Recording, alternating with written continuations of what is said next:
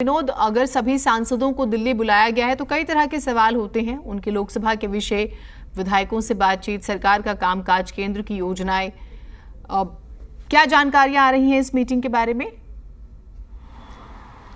देखिए, सीधी तस्वीरें दिखा के और जो लोग मिलकर आए हैं सीधी बात उनसे की जाए तो बेहतर तरह से जानकारी भी दर्शकों की निकल कर आती है। सुनीता दुग्गल जी हमारे साथ हैं, सांसद हैं सिरसा से बीजेपी की। मैम, मुलाकात हुई, तमाम मीटिंगों का दौर हमने देखा, किन किन मुद्दों पर और बात हुई? देखिए, ऐसा है कि इस बात की बड़ी खुशी है मुझे कि माननीय प्रभारी जी जब से आए हैं उन्होंने एक छोटे से छोटे कार्यकर्ता से लेकर बड़े से बड़े नेता के साथ उनका लगातार जो है वो इंटरेक्शन होता रहता है। उसी के तहत आज उन्होंने, मुझे लगता है कि शायद सभी सांसदों को बुलाकर उनसे 1 to 1 उनकी लोकसभा के बारे में विस्तार से चर्चा की है।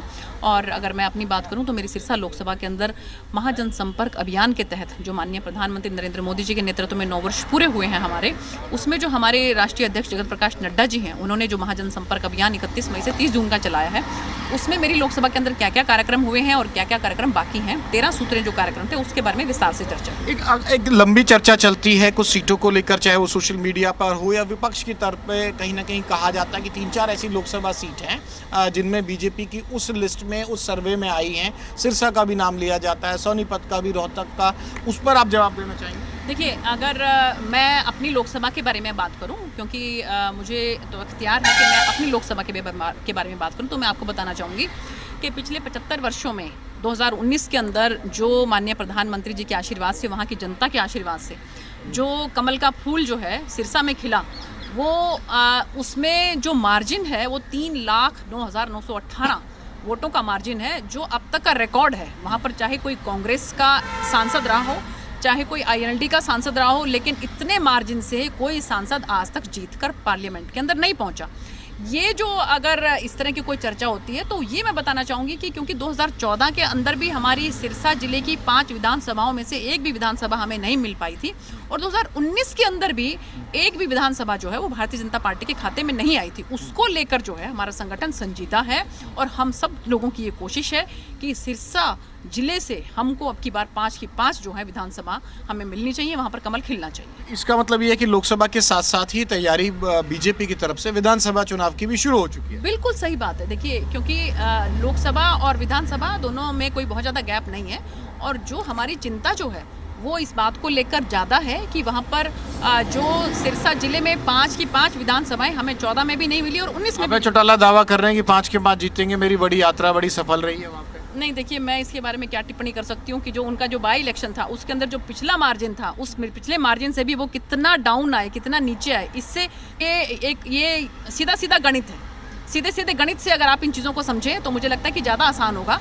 जिस तरह से मैं बात कर रही हूँ कि 3,09,918 मतों से लोकसभा के अंदर मुझे वहाँ की जनता ने जो है आशीर्वाद देकर भेजा, वो मार्जिन अब तक का रिकॉर्ड है।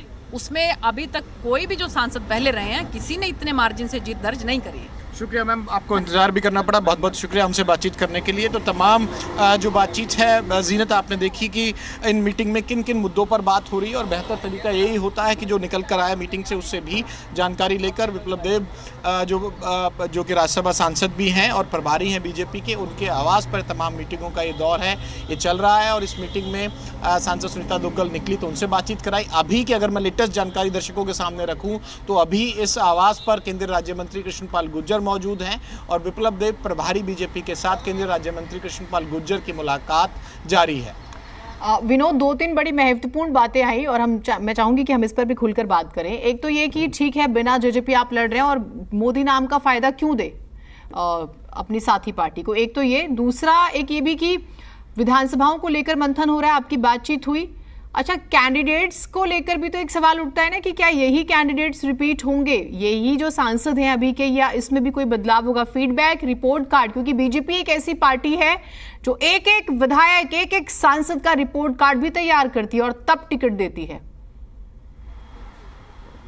देखिए, अभी इसमें काफ़ी वक्त है कि अभी चुनाव 1 साल बाद हैं लोकसभा के, और उससे पहले भी कहीं ना कहीं इस मुद्दे पर बातचीत, कुछ नेताओं की जब मीटिंग हुई थी केंद्रीय स्तर पर, तो ये जो स्पेसिफिक आपका सवाल है, ऐसा ही सवाल जब पूछा गया तो ऑफ रिकॉर्ड भी कई बातें निकल कर आती है। उसमें साफ निकल कर आया था कि अभी बहुत जल्दबाजी है इस मुद्दे पर बात करना या इस मुद्दे पर कोई भी डिस्कशन करना। अभी डिस्कशन उन मुद्दों पर है कि 2024 के लिए बीजेपी के सामने चुनौती क्या है। बीजेपी के सामने चुनौती ये है कि पिछली सीट 10 की 10 जीती थी, गठबंधन गठबंधन पर तमाम सवाल हैं। ये फीडबैक लेने का काम ये भी किया जा रहा है कि लोकसभा चुनाव में जब जाया जाए तो क्या जेजेपी को साथ ले आया जाए, क्योंकि सरकार तक का गठबंधन तो समझ में आता है, उसके बाद पॉलिटिकल पार्टीज़ का 2024 में part of the NDA JJP को कंसीडर किया जाए। ये तमाम ऐसी चीज़ें हैं जो भविष्य में तय होनी है, समय समय पर फीडबैक है। आज पूरी बातचीत में जैसे सिरसा, रोहतक और इन तमाम सीटों का जो जिक्र आता था, दो महत्वपूर्ण बातें सुनीता दुग्गल मैम से जब बातचीत हुई ये भी निकलकर जीनत सामने आई कि यहाँ लोकसभा पर तो तैयारी हो ही रही है, लेकिन लोकसभा के साथ साथ कहीं ना कहीं बीजेपी